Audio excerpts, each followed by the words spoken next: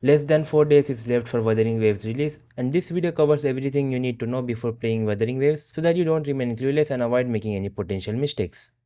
Let's start with the basics. This game has 6 elements in total. Each character, also known as Resonator, have their designated element: Fusion, Glacio, Aero, Electro, Spectro, and Havoc. These are the 6 elements. Fusion basically means fire or pyro element, Glacio means ice element, Aero is wind element, Electro, as the name suggests, is electro element, Spectro is the ability to bind photons, which means light element, and Havoc is the ability to annihilate matter. We will get to know more about the elements as the game releases. And there are 5 weapon types: Broadblade, Gauntlets, Pistols, Rectifier, and Sword. The Rectifier, in simple words, is Catalyst of Genshin Impact. It is a mage type weapon. Now let's move on to the combat mechanics. Every character can do a variety of attack combos and skills, which makes this game more interesting. Each character have basic attack combo and also heavy attacks. You can also jump in the air and do mid-air attacks similar to Tower of Fantasy. Next we have Resonance skill, which is like the basic skill of a character, kind of like elemental skill in Genshin Impact. Every character have skills called intro and outro skills. This can be performed by filling a bar called Concerto energy bar. Concerto are powerful elemental skills performed by 2 resonators. These trigger when switching resonators while having a fully charged Concerto energy bar. Concerto energy can be seen in the bar to the left of the health bar. You gain Concerto energy by dealing damage using skills and with a perfect dodge counter. More about perfect dodge counters in a bit. Once you reach 100 Concerto energy, the bar will become fully charged. When swapping out with fully charged Concerto energy bar, the on-field character's outro skill and the next character's intro skill will be activated. When the Concerto energy is filled, the party members will have a ring around their portrait.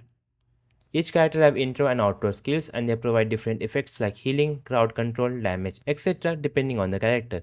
Each character also have an ultimate attack called Resonance Liberation. Similar to Genshin Impact, the ultimate ability have an energy bar which needs to be filled. Energy is gained when your on-field character hits the enemy with any of their attacks mentioned earlier or any skills. 30% of the energy generated will be shared with the team members. This game also has dodge counters. After you do a perfect dodge, your basic attack deals bonus elemental damage.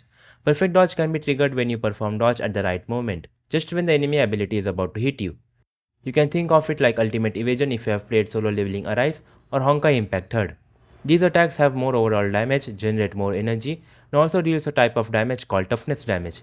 Now you might be wondering what is toughness damage. Some enemies will have a white bar under their HP bar. This is called toughness bar. Breaking the toughness bar will stun the enemies. The toughness bar can be depleted faster with parry attacks. Sometimes there will be a golden circle around enemies, which means you can parry their attack. Using basic attack at the right time will cancel the enemy's attack and deal a large amount of toughness damage to them. Next we have an important skill mechanic called the Forte circuit. Every character has a unique Forte circuit that dictates how we need to play them. Forte can be thought of as the center point of character's kit. All the character's gameplay revolves around the Forte. It is their core passive in a way. Forte circuit bar can be seen above the HP bar of your characters. How this bar is filled or how it is used changes from character to character. Understanding how it works for each character is going to be very crucial. It is usually triggered by a specific action like a heavy attack or a resonance skill. Now that we are done with the basics, let's move on to the gears or equipments. Here we have echoes. Echoes are similar to artifacts of Genshin Impact. After defeating monsters, we can capture their echoes and it can be equipped on the characters for buffs and damage bonuses. You can equip 5 echoes per character and the limit of echo cost is 12. Each echo has a cost depending on its class. Echoes come in different classes. Here we have standard class, elite class, overload class and calamity class going from the least to most rare. Standard echoes are 1 cost, elite echoes are 3 cost, overload and calamity echoes are of 4 cost. Similar to artifacts of Genshin Impact, you can get set bonuses by equipping 2 echoes and 5 echoes of the same set. So here we have 2-piece and 5-piece set bonuses. Each echo also have a rarity that determines their max level. First we have green rarity which can be leveled till level 5.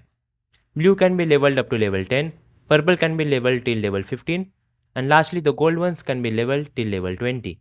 Each piece of echo have different stats like attack percent, HP, elemental damage bonus, etc. just like artifacts. The unique thing about echoes which makes them way better than the artifacts of Genshin Impact is that you also get an additional skill called Echo skill which lets you transform into the monster. Each echo skill is unique, ranging from dealing damage, providing heals and various effects. Now let's move on to teams. Each team can have maximum of 3 characters. And obviously, just like most of the games, one of them will be a main DPS character that will stay on field most of the time to deal damage. The next slot will be a character that will help you sustain like a healer or a shielder. I don't think we have any good shielders currently, so it will mostly be a healer. And the last slot is Flex.